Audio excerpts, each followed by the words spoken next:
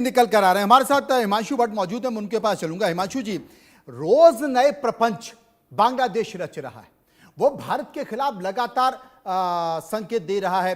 वो पाकिस्तान को खुश कर रहा है, वो चाइना को खुश कर रहा है, और वहां के जो कट्टरपंथी हैं, जमात के लोग हैं, उनको खुश कर रहा है। क्योंकि शायद उसकी ये प्लानिंग हो सकती है कि वो चुनाव, क्योंकि चुनाव लड़ने की बात कर रहा है, तो हो सकता है कि वो एक पॉलिटिकल पार्टी भी बनाए, यूनिस एक पॉलिटिकल पार्टी बनाए। तो पॉलिटिकल पार्टी, उनका कोई आधार तो है नहीं, बेस तो है नहीं, तो वो जमात को लेकर, कट्टरपंथ को लेकर, और खालिदा की जो पार्टी है उसके तमाम लोगों को लेकर एक संकेत, एक आधार, राजनीतिक आधार तय करने की कोशिश कर रहे हैं। अब तो उन्होंने एक बड़ा आरोप लगा दिया, बांग्लादेश से एक बड़ा आरोप भी आ गया, और आरोप यह आ गया भारत के ऊपर। वहां पर असल में यूनिस सरकार ने एक आयोग गठित किया, और उस आयोग ने एक रिपोर्ट दी है।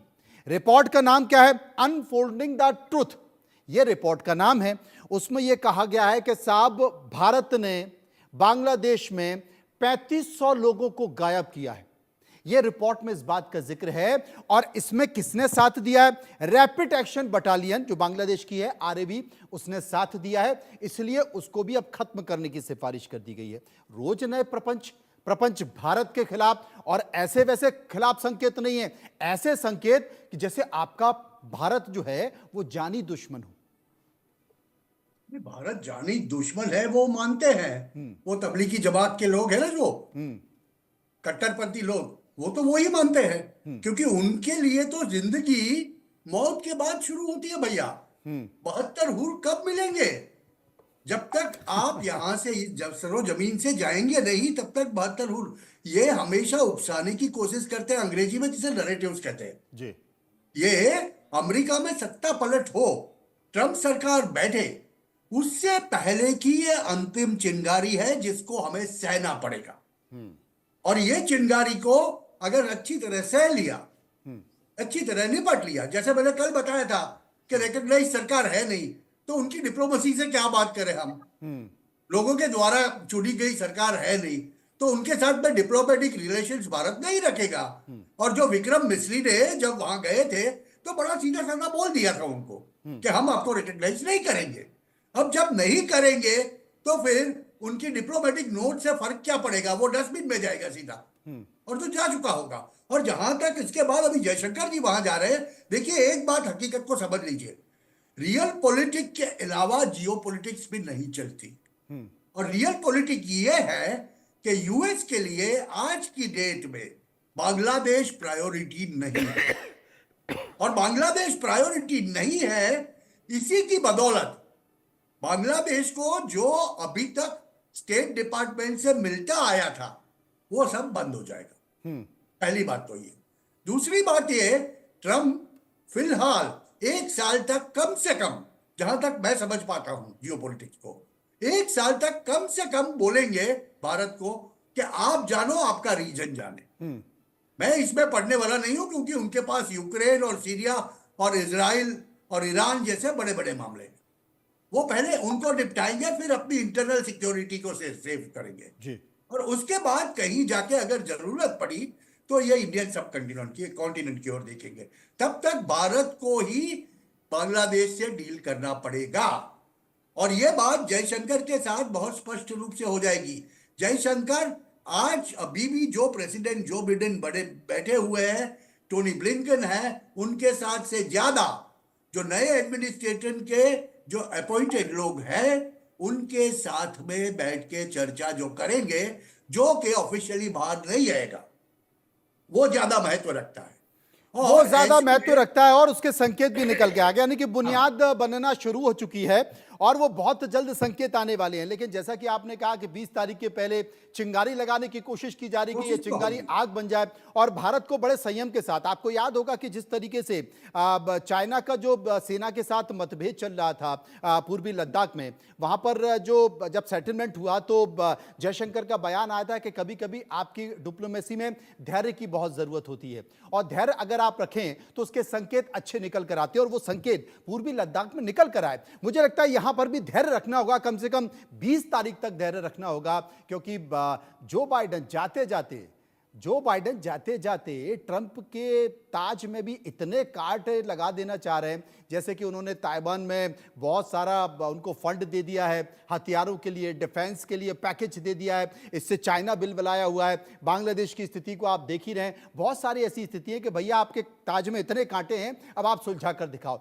तो ये भी एक संकेत निकल कर आता है। मौलाना साजिद रशीदी इस वक्त हमारे साथ मौजूद हैं। मौलाना साहब, इस वक्त जो चल रहा है, भारत ने 1971 में बांग्लादेश की मदद के लिए, तब जबकि लाखों लोगों का कत्लेआम हुआ, महिलाओं के साथ बदतमीजी की गई, भारत बड़े भाई के तौर पर गया और कहा कि नहीं ये गलत है, और उसने मदद की। लेकिन मदद का ये सिला इस तरीके से, और स्वाभाविक तौर पर वहां कौन कर रहा है? कट्टरपंथी जमात के लोग, तबलीगी लोग, जिसका जिक्र हिमांशु जी कर रहे हैं।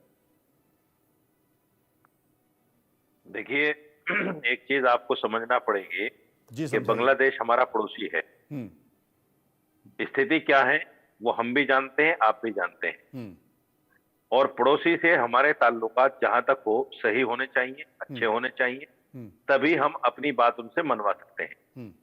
अगर हम चाहें कि उनकी बात भी ना माने और अपनी बात मनवाएं, तो ये भी तो पॉसिबल नहीं है मेरे भाई।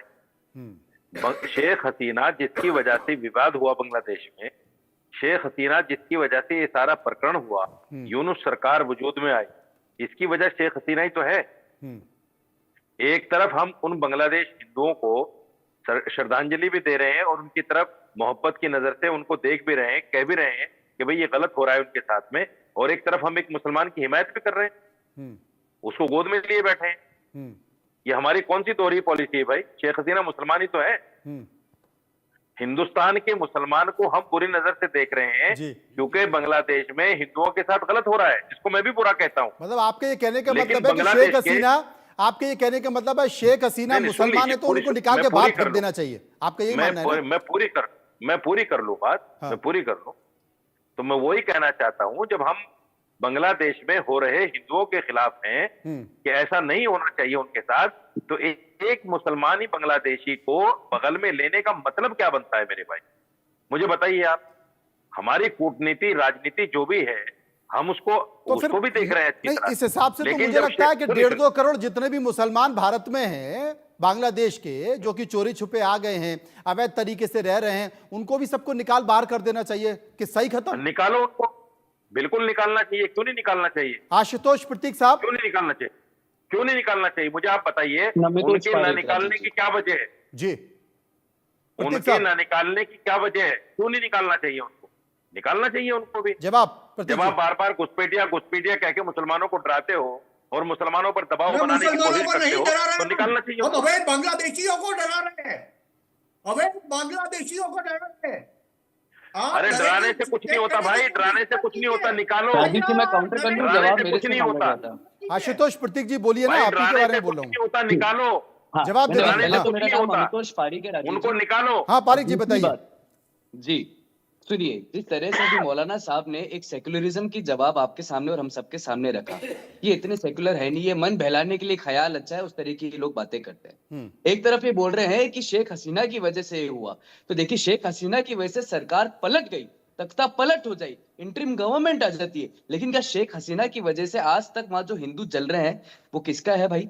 वहां आज तक हिंदू मर रहे हैं, वो क्यों मर रहे हैं भाई? वहां आज तक घर जलाए जा रहे हैं, क्यों जलाए जा रहे हैं भाई? वहां पर मंदिरें तोड़े जा रहे हैं, क्यों तोड़े जा रहे हैं भाई? वहां पर हिंदू अपने त्योहार नहीं बना सकते, क्यों नहीं बना सकते भाई? वहां इस्कॉन को जिसने आपको खाना खिलाया, जब कटोरा लेके घूम रहा था बांग्लादेश, जब 2.5 लाख बांग्लादेशी को रोज खाना खिलाता था, आज उस व्यक्ति के लिए, वहां के इस्कॉन के लिए वहां कोई बेल नहीं हो पा रही, क्यों? और जो खड़ा होता है उसको मार दिया जाता है, एडिशनल पब्लिक प्रोसिक्यूटर को वहां पे इस्तीफा दिला दिया जाता है। ये क्यों हो रहा है सारा? ये शेख हसीना की सत्ता पलट से नहीं है, ये साफ दिखाता है। अमितोष जी, मौलाना साहब का ये कहना है कि जितना जो कुछ भी हो रहा है बांग्लादेश के अल्पसंख्यक हिंदुओं के साथ जो हो रहा है, वो शेख हसीना के कारण ही तो हो रहा है कि आपने उसको शरण दे दी है, इसलिए बांग्लादेश के तमाम कट्टरपंथी इस गुस्से में, आप वापस कर दीजिए।